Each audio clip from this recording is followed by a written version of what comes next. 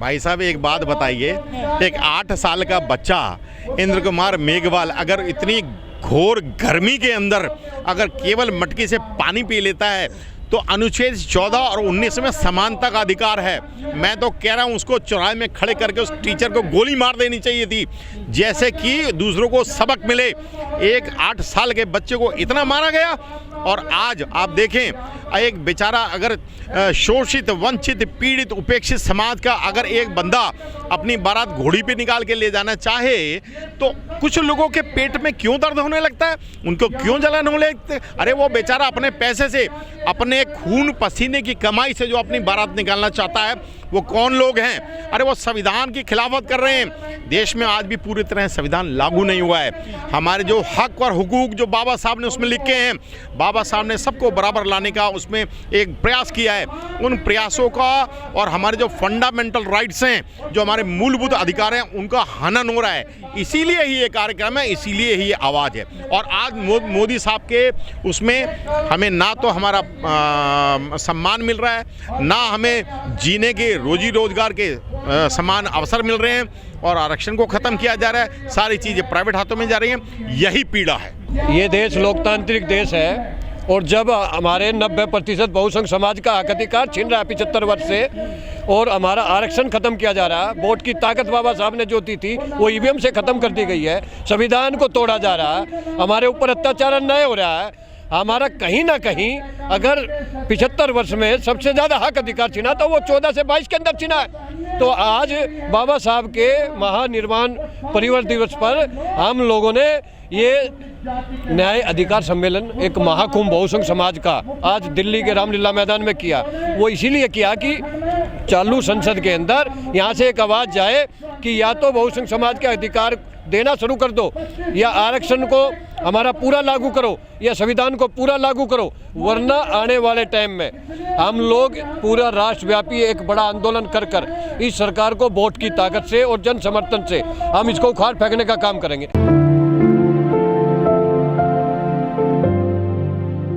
कोहली जी, दिल्ली में हैं आप और यहाँ पर आज न्याय अधिकार रैली का आयोजन किया जा रहा है, इसकी जरूरत क्यों पड़ी है रैली करने की? ऐसा है कि जो आज बहुजन के अधिकार सुरक्षित नहीं रहे और संविधान सुरक्षित नहीं रहा, इसके लिए जो है हमारे नेताजी भाई विजेंद्र यादव जी ने अपने अखिल भारतीय यदुवंशी महासभा के माध्यम से और अन्य जो है SC ST OBC जो संस्थाएं, उन सब ने माइनॉरिटीज शामिल करके उन सब ने आज अपनी आवाज़ उठाने का ये मन बनाया है। और आज ये मील का पत्थर साबित होगा। ये कार्यक्रम को आप छोटा करके ना आके देखिए, दिल्ली में चुनाव हुआ है, इसलिए थोड़ा सा जो है मतलब उसकी दृष्टि से, संख्या की दृष्टि से थोड़ा कम है, लेकिन जो माचिस की तीली के अंदर जो अग्नि होती है ना, वो भले थोड़ी हो लेकिन बड़े बड़े सैकड़ों मीलों के लंबे जंगल को जला देती है। एक ये मील का पत्थर है आज का कार्यक्रम, और ये कार्यक्रम जो है इसकी धमक ना केवल भारत में बल्कि विश्व में भी महसूस की जाएगी। और ये इसकी आवश्यकता इसलिए पड़ी कि जो आज हमारे अधिकारों को हनन हो रहा है, आरक्षण खत्म किया जा रहा है, जो सरकारी जो उपक्रम हैं वो सभी प्राइवेट हाथों में जा रहे हैं, और बेरोजगारी और महंगाई ने कमर तोड़ दी है और उसके लिए कोई सॉल्यूशन नहीं मिल रहा। लेकिन इसका ये प्रयास है, इस मंच के माध्यम से एक सामूहिक एक बहुजन की आवाज़ उठ रही है कि भाई हमारी खुद की क्यों ना सरकार हो। अपनी खुद की सरकार बनाने के लिए अपनी प्रतिष्ठा और अपना खोया हुआ सम्मान वापस करने की ये लड़ाई है। जीवन जो है सम्मान पाने की लड़ाई होता है, तो अपना सम्मान और जो हमारा गौरवशाली इतिहास रहा उसको पाने के लिए ये बहुजन की आवाज़ का आगाज़ है। हमारी क्या मांग है आज हमारी मांग है जातिगत जनगणना। हर 10 साल बाद इस देश में जातिगत जनगणना होती है, लेकिन उसमें ST ST की होती है, पेड़ पक्षियों की होती है।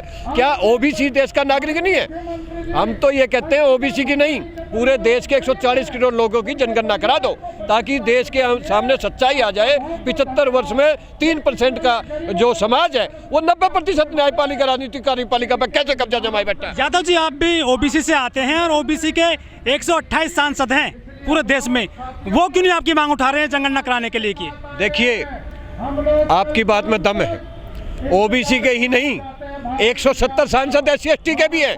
आज अगर ये प्रेस कॉन्फ्रेंस करके इकट्ठा होकर अगर कल सरकार से कह दे हम इस्तीफा दे देंगे या तो हमारी ये मांग पूरी करो, जातिगत जनगणना कराओ, तो आप यकीन नहीं करोगे कल मोदी जी सरकार घुटनों के पल आप सामने आ जाएगी।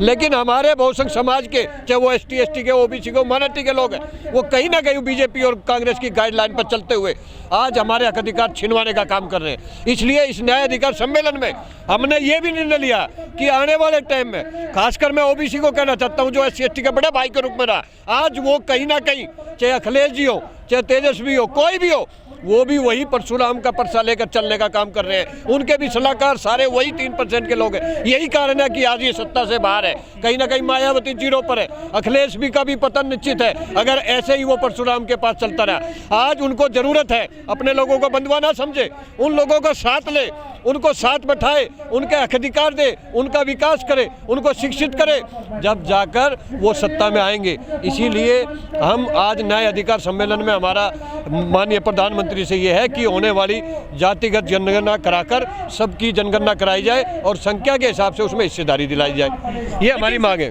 जो OBC हैं उनमें यादव सबसे ज़्यादा आरक्षण खा गया है, ऐसा कहा जाता है। आज DGP भी हैं यादव, अखिलेश मुख्यमंत्री रहे हैं उत्तर प्रदेश के, पापा मुख्यमंत्री हैं, रक्षा मंत्री रहे हैं, तो आपको भी क्या जरूरत पड़ गई आरक्षण में ये न्याय मांगने के लिए आज की डेट में? देखिए ऐसा नहीं है, यादव समाज बड़े पदों पे हैं सर आप तो। यादव समाज का एक बहुत बड़ा इतिहास है और यादव समाज ही नहीं, बाबा साहब के संविधान और आरक्षण की वजह से आज SC ST OBC के लोग भी, आज देश का राष्ट्रपति कौन है? एक आदिवासी जो आखिरी पंक्ति में लोग होते थे, आज वो देश का राष्ट्रपति बना बैठा है। तो आप क्या समझते हो? इस टाइम बहुसंख्य समाज के लोगों को बाबा साहब के संविधान ने पूरा हक अधिकार दिया, लेकिन OBC ही नहीं, हम लोग SC ST के लोग अगर OBC पर इल्ज़ाम लगाएंगे, OBC SC ST पर लगाएगा, कभी एक नहीं हो सकते। इसलिए आज ज़रूरत है हमें अपने भाई को साथ लेकर चलने की और अपने नेताओं को भी सख्त चेतावनी देने की है। समाज से बहिष्कार करेंगे, वोट की ताकत से बहिष्कार करेंगे, वरना हमारे हक अधिकार की बात करो। अगर लेकिन मोदी जी भी खुद OBC हैं सर, और क्या चाहिए आपको? ये वो मुख्यमंत्री रहते हुए गुजरात के अंदर OBC में अपनी जाति को डलवाकर, क्योंकि RSS को पता है कि बिना OBC के इस देश में कोई प्रधानमंत्री नहीं बन सकता, तो ये एक छलावा किया था देश के साथ और वो 14 के अंदर हम आ गए थे, लेकिन 14 के बाद भी वही है सर आप? ऐसा है, हम वहाँ पे नहीं है। आज अगर वहाँ नहीं हो तो यूपी में अखिलेश की सरकार बनती सर। आप देखिए, जब यूपी का रिजल्ट आया तो बैलेट पेपर की जो पहले गिनती हुई थी जो सरकारी कर्मचारियों की, 310 सीटें अखिलेश जीत रहा था, उसके अंदर बीजेपी के उसमें 20-30 सीटें थी, लेकिन जैसे EVM खुली उसी टाइम अखिलेश जी खत्म और EVM से बीजेपी आगे आ गई। ये EVM से जीती हुई सरकार है, धन बल से अपने प्रशासन का इस्तेमाल कर खरीद कर ये ED CBI की सरकार बनी हुई है। यादव जी, उत्तर प्रदेश में बहुत बड़ा सूबा है ये जनसंख्या का आधार पर भी और वैसे भी, क्या SC OBC ST का भी एक साथ हो पाएंगे बीजेपी को हराने के लिए? यहाँ तो SP BSP अलग अलग संगठन बने हुए हैं, पार्टी बनी हुई है। आप ये क्यों सोचते हो कि सिर्फ समाजवादी RJD या BSP ही अगर एक होंगे तब हम एक होंगे? हम उनसे नहीं है, वो हमारे से।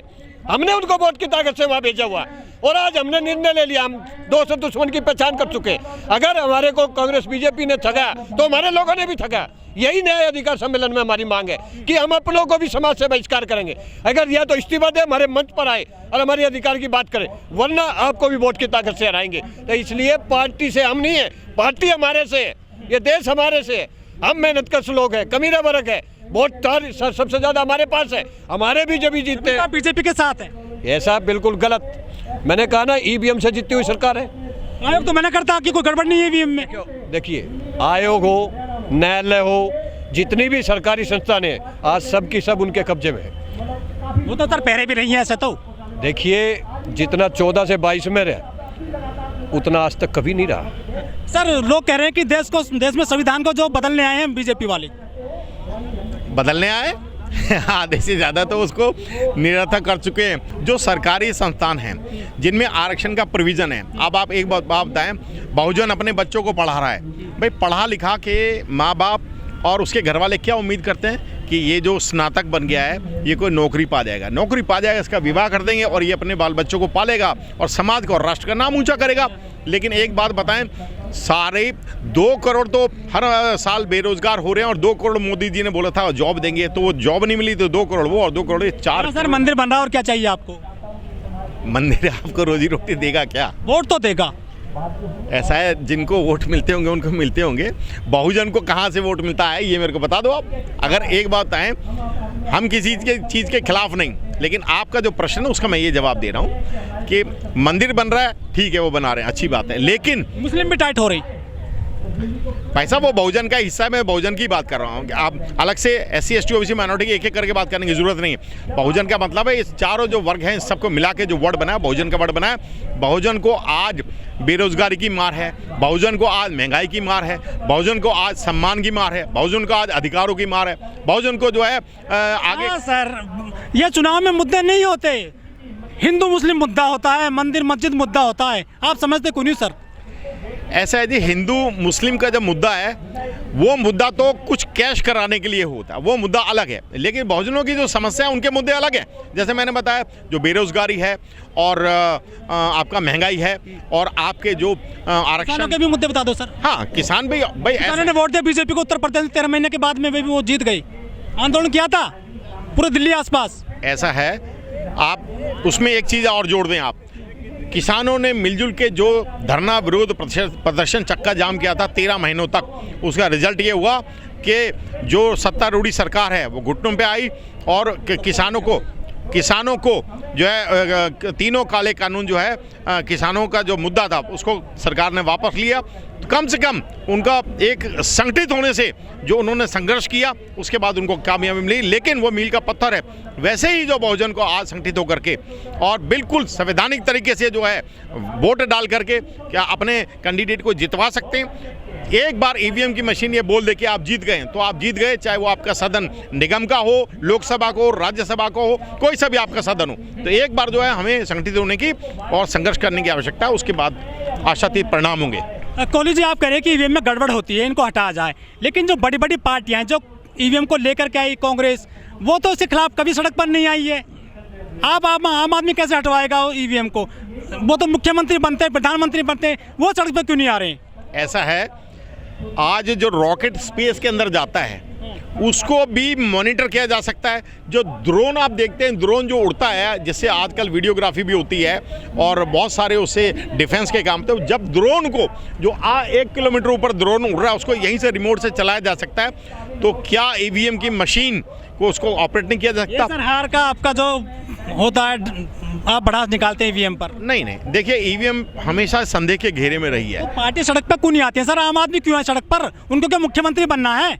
ऐसा है, ये जो बहुजन की आवाज़ है ये इसीलिए आवाज़ है कि जो हमारे हक व हुकूक है, जो संविधान हमें देता है, जो सम्मान संविधान हमें देता है, जो अधिकार हमें देता है, जो हमारी डिग्निटी की जो लड़ाई है, उसी के लिए ये जो आज का कार्यक्रम है और ये जो न्याय और सम्मान का अधिकार का जो हमारा महासम्मेलन है, ये इसी के लिए है। ये लड़ाई को हम जारी रखेंगे और जब तक हमें हमारे अधिकार नहीं मिल जाते, हमारा खोया हुआ सम्मान नहीं मिल जाता और जो संविधान में जो हमें जो सुविधाएं हैं, जो संविधान में जो हमें आरक्षण का प्रोविजन है, वो पूरी तरीके से जब तक हम पा नहीं पाते तब तक ये संघर्ष जारी रहेगा, लेकिन एक दिन हम अवश्य कामयाब होंगे।